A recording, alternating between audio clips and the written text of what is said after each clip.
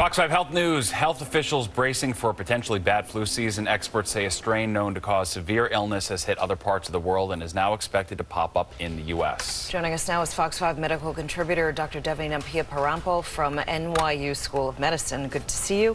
This is frightening. Do tell. It is alarming. So there is a strain called H3N2 that's affected Australia, some other parts of the world. And just like with the weather forecast that we have for the regular weather, we have a forecast in terms of which types of flu viruses are going to come here. So this is one of the ones that's thought to be approaching New York or to the U.S. So it's not good in the sense that, obviously it's one that causes more serious illness.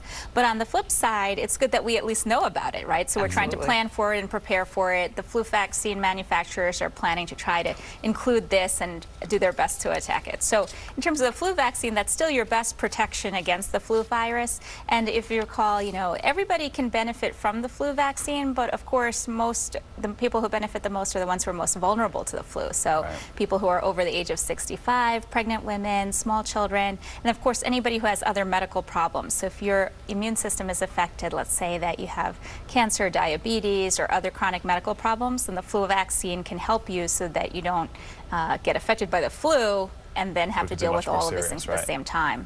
Gotcha. Good deal. Okay.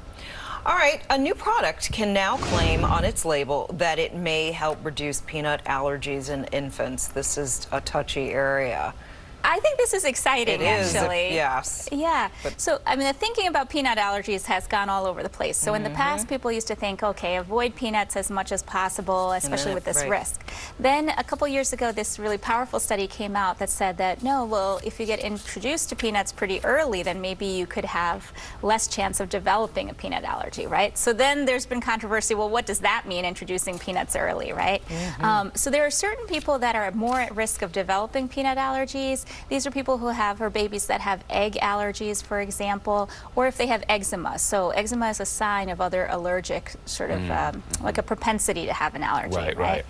So if you know that your child has that, by the age of 4 to 6 months, you can bring your baby in to get tested, and then with the doctor, for example, so if you know that they're high risk, let's say, to develop peanut allergy, then the doctor can either test them or introduce them to peanuts very gradually. But let's say you're low risk and you're just really concerned that baby doesn't have these issues, then you might want to just introduce peanuts gradually. So of course you can do peanut butter. So what sometimes people do is when you're introducing the solid foods, according to the regular timetable, you just mix a little bit of peanut butter in formula or something else so it's kind of dilute. You don't want something really thick because that's a choking hazard aside from allergies. And whole peanuts are a choking hazard too.